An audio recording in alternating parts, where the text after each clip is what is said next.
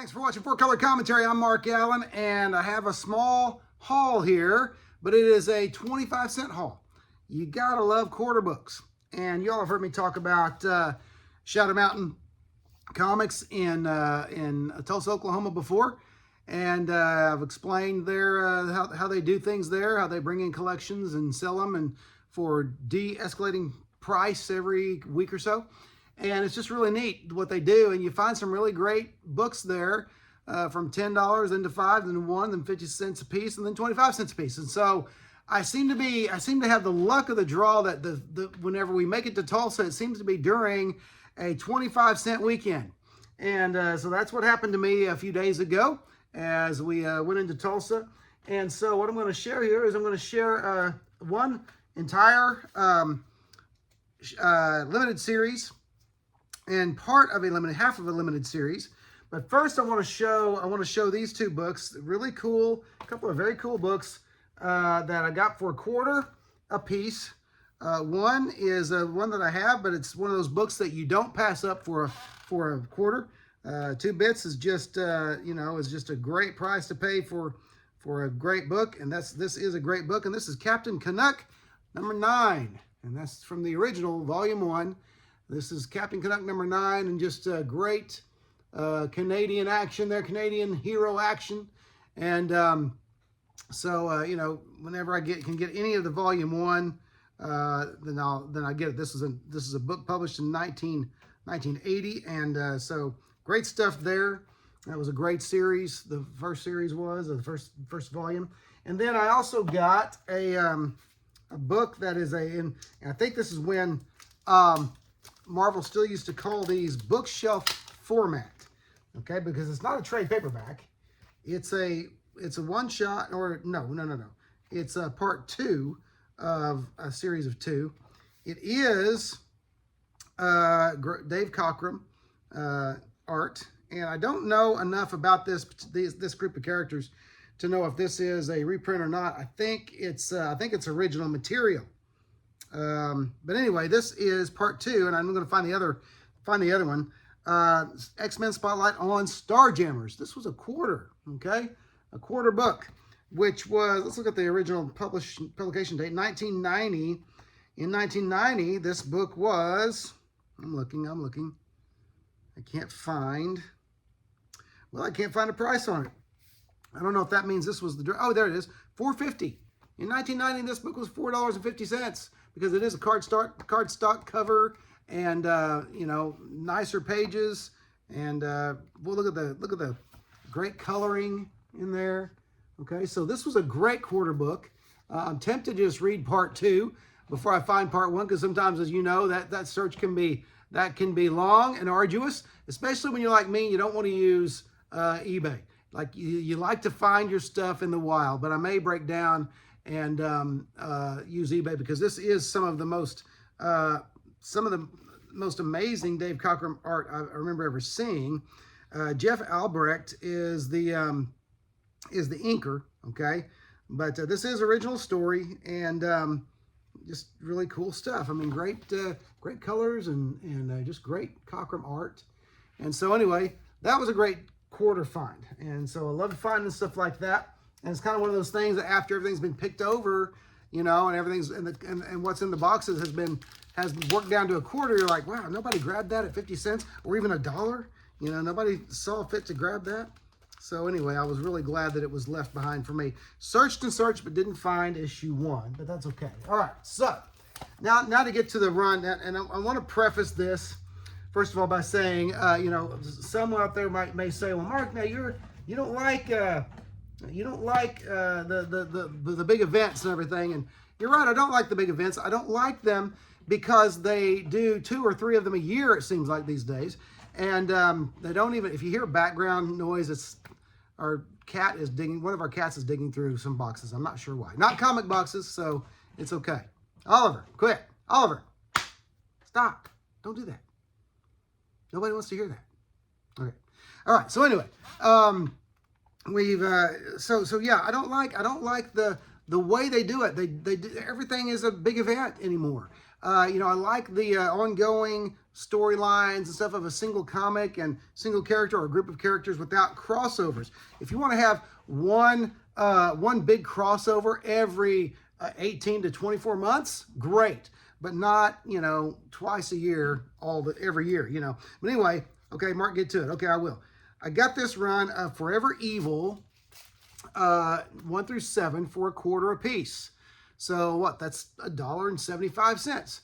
Great buy for $1.75 to get these amazing books. I'm going to explain about these because there is a really cool affordable first in here. Okay, so there's issue number 1, and I'm not going to give away the storyline because probably a lot of you know it, but some of you are like me, you probably don't, because you don't check out new comics. Here's what amazed me is I couldn't believe how time flies. One of those things about how time flies. This is a New 52 story, and it was published in 2013. Now, any of you old guys, or any of you like me, you can't believe that the inception of the New 52 has already been over a decade.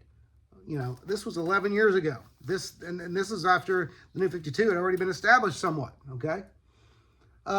Great story by Jeff Johns, and amazing art by David Finch. Of course, David Finch always does amazing art.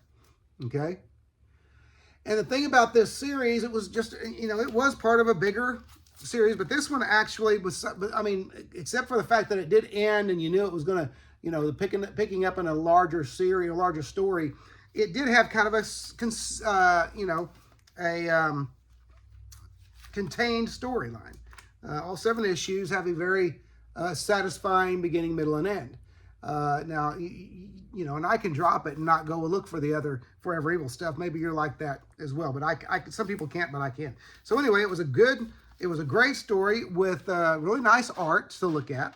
But here's the one I want to talk about, Forever Evil number 6, which has, now any of you who know about the Sinister, well, I just forgot their name, the evil Justice League counterparts from Earth 3.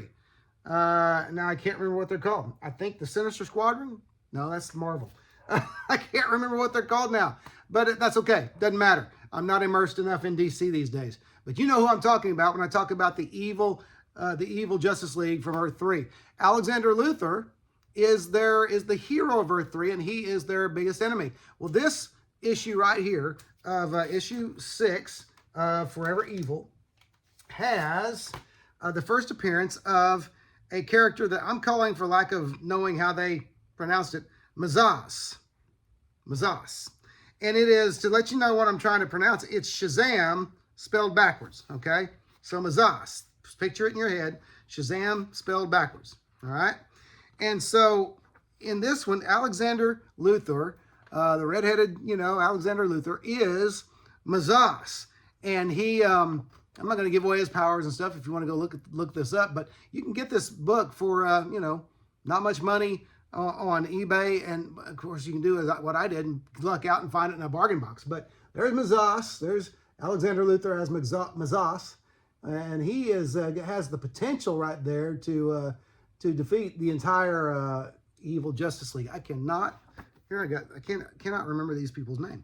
But anyway, you know who I'm talking about. Ultraman and Superwoman and Johnny Quick. I even know the individuals' names. Power Ring and all of that stuff. But anyway, there he is, Mazas. It's the first appearance. So this is definitely an affordable first, which I'm going to put that in the title, as well as a 25-cent haul. But so great stuff there. All right. And just kind of a neat character. Alexander Luthor with the power, basically, of Shazam. Okay. Plus, I'll go ahead and give away one other thing. He's able to absorb the powers of others. So think about that. Someone with the power of Captain Marvel, okay, but also able to absorb other superheroes and supervillains' powers. That's some scary power level, okay? All right, so another half of another series I got, limited series, from the same Forever Evil gigantic, you know, overlapping storyline. I found the first 3 issues of Forever Evil Arkham War, which this idea of supervillain wars always intrigues me. Okay, and so this is the coverage of number 1, issue 1. You got Bane seemingly leading the group of Arkham Asylum, you know, residents there. Then you have issue number 2. There's issue number 2. And I believe this was a 6-issue series. And then issue number 3, which great. Hope that's a decent smackdown between Bane and Killer Croc. That'll be a lot of fun. A lot of times that's what these that's what's fun about these stories is the great head-to-head battles you get. Okay. So anyway, those were all a quarter. So everything here was a quarter. And no, I'm not a big crossover guy. I'm not a big you know. But if I find a cool limited series with all of them, usually what happens, you know what happens in those dollar bin boxes or quarter bin boxes or anything like that, you have all but one of the limited series in there. And I'm a little bit jaded, I suppose. I always think that that's a ploy to get you to go to the back issue boxes and find that issue that's not there, okay? And then they sell a regular priced back issue. So that's just me, you know. I'm probably just a little too distrusting, maybe. All right. But anyway, that's my quarter haul and an affordable first, Mazas. And so anyway, I hope you enjoyed that. Thanks for watching 4 Color Commentary, and we'll see you next video.